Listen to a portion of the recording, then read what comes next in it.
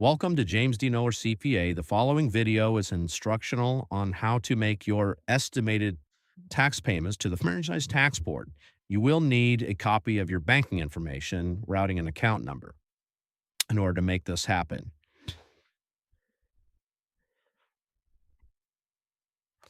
You go to ftb.ca.gov and you start with Make a Payment.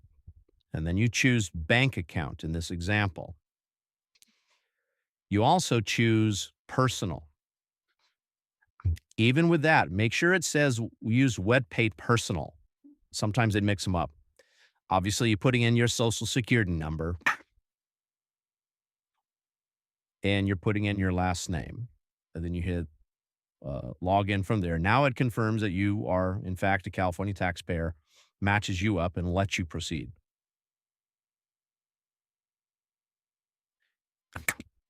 Now you put in your contact information. Now keep in mind that this, for some reason, I notice it doesn't really hold you up if this information isn't matched to patch returns, unlike the federal.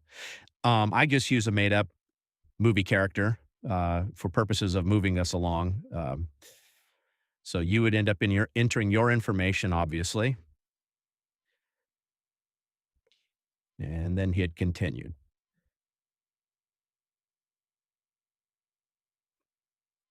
Now you get to choose what you're making. Now, in this particular example, you're making an estimated payment.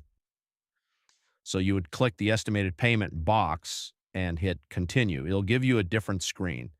Once that screen comes up, you have to tell them what year you're making estimates for. Now, it only gives you a choice of one because you can't make a 25 estimate. We already passed it.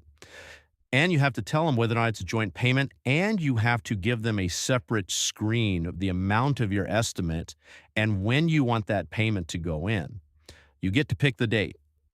So here, let's just say you need to move money around. You need to pick a future date. That's fine. You pick that future date. When you hit continue, it goes back to the screen and registers, hey, is this what you want?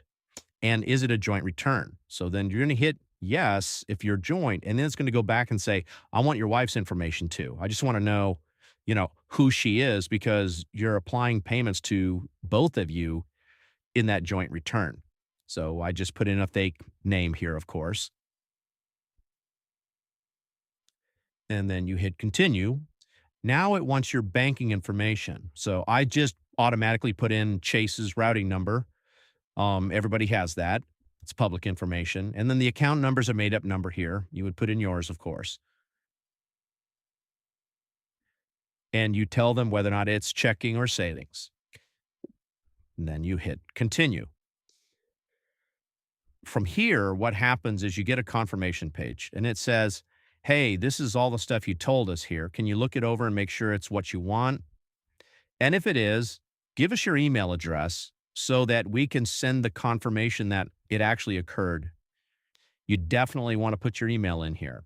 Obviously, mine's a made up email. And then, yes, do put in your phone number.